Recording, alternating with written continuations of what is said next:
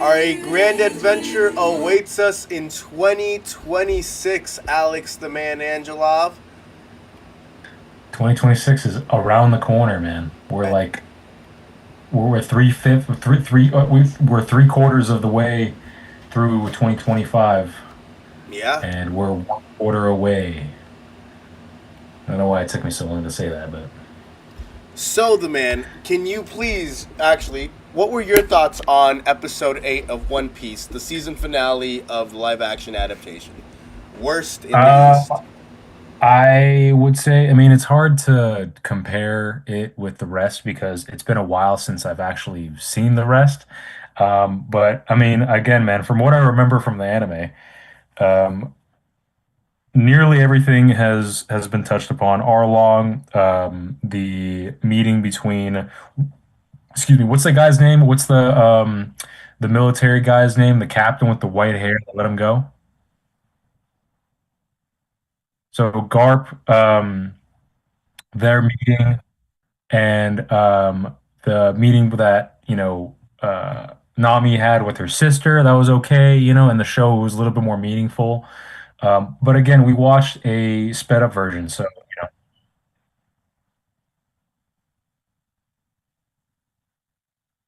Yeah, so there was some stuff I missed, but even Buggy the Clown, he also felt a little rushed, I would say, but he did have his episodes prior. So again, but overall, I think that this is a good way to end it. They fit everything they could. They could have milked it a little bit more with certain scenes. If they made a ninth episode, maybe included a couple more, episodes with maybe a filler, just for fun. But I enjoyed it. I had a fun time. I'm hyped for the next season, and I think that they did a good job of kind of showing you, people in for the future, like for the future episodes, like the guy with the sword. I forgot his name. The red hair pirates. Yep, and the buggy and that one woman, and then a smoker as well. So they left a really good lasting impression and a good cliffhanger in the sense of like, oh, the audience who knows One Piece, knows what's going on. But I think as a viewer who doesn't know anything about One Piece, kind of like how I entered the show, it was great. It was great, man. I really really enjoyed it. Definitely an 8, I would say. I took 1 point off because it's rushed, and another point off because they made a lot of changes that I didn't like. Casting, Luffy was kind of cringe, and just a lot of the fight scenes too. Like I didn't like how they portrayed it, but everything else was really good. Yeah, 8 out of 10 really. Solid episode, solid writing. Um, Casting again was done well enough, but still some of the supporting characters weren't there. I love the CGI, especially the fight scenes were pretty good. With Zoro as well, and but it just it wasn't as impactful as the show was. But again, I didn't see the previous 7 episodes, so like it didn't have a effect on me, probably as it did to you. So Guys, have you heard? Nelson, tell the people. Shady Mob Productions is an official affiliate of HBO Max. Click on the link in the description and sign up so you can watch hit series like Hard Knocks, Game of Thrones, and House of Dragons. Also, don't forget to hit the subscribe button so you can be notified when the latest content drops. But overall, 8 out of 10. From what I remember first watching it a couple years ago, I thought it was great. 8 out of 10. Yeah. So, for me personally, like, I thought this show or this episode was about a 3. I didn't like the fight scenes. I thought the fight between Arlong and Luffy was kind of corny. The CGI really didn't do it a lot of justice. Um, and then the story felt just a little bit too rushed. I'm not a fan of Inaki Godei's portrayal of Luffy. I just don't think he knows how to properly deliver his lines. Maybe as the series continues, he'll get better. Because I know he's not really a well-renowned actor. At least I don't think this is the first project I've ever seen him in, or major project that I think he's starring in. So We'll see if there's growth as an actor there. But overall, it's about a 3 out of 5 for me because I do the star system. So 3 out of 5 stars. Nami. So I like Nami. I think Roronoa Zoro was okay casted. Same with Sanji. I actually like Garp. Garp is one of my favorite characters in this show.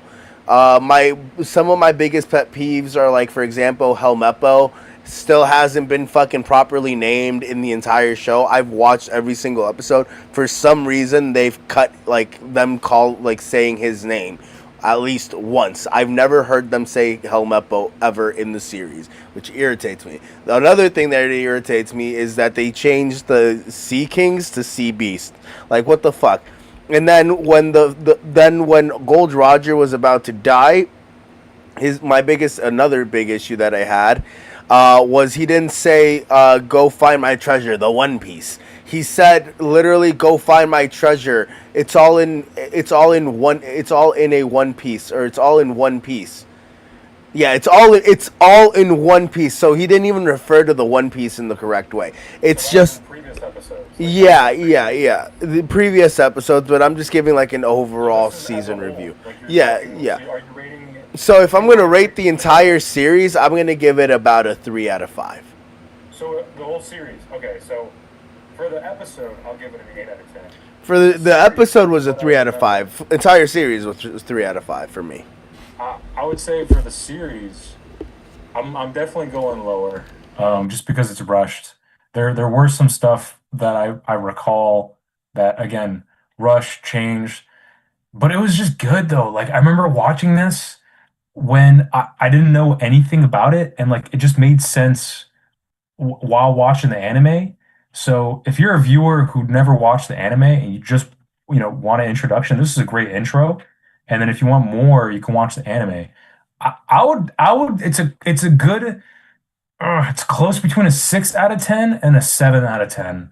But as a critic, I'm gonna give it a 6 out of 10 for how rushed it feels as I've watched the anime. Coming from the source material, I think Avatar the 6 out of 10. Last Airbender was a lot better than this. In my honest opinion, Avatar the Last Airbender, the live action remake, was a lot better than this. In my I think because they took advice from this show, like the viewers were like, "Hey, you guys did One Piece very quickly.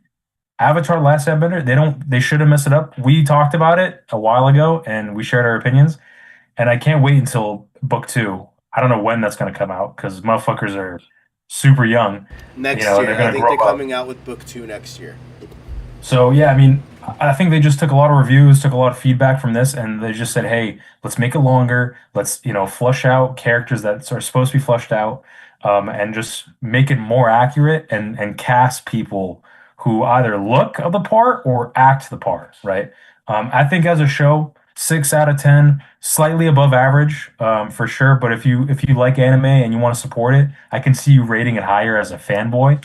But as a show, totally rushed. That's the biggest problem, and that's a big issue with a lot of shows now. It's rushed. You're gonna watch this, and you're like, all right, it's rushed because I watched the anime, and it's like, bro, what? But if you come into it not knowing anything, I could give it a higher rating. But now watching the anime, it's rushed. I can't say anything else. Good show though. Like if you want to watch it, 8 episodes right there. It's a whole day's worth of a watch. Honestly, yeah.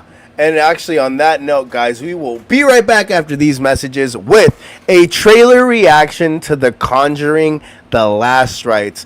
I think the story that ended it all for Ed and Lorraine Warren. We'll be right back after these messages. Guys, if you're into sports, wrestling, or just need some positivity and motivation, check out N1 from the End Zone and click on that subscribe button so you can be notified when the latest content drops. Guys, join me, Alex the Man Angelov, and check out A&A Radio, where we're going to be talking about the latest and greatest financial news, investments, banking, and personal finance. Check out the channel and don't forget to hit the subscribe button so you can be notified when the latest content drops.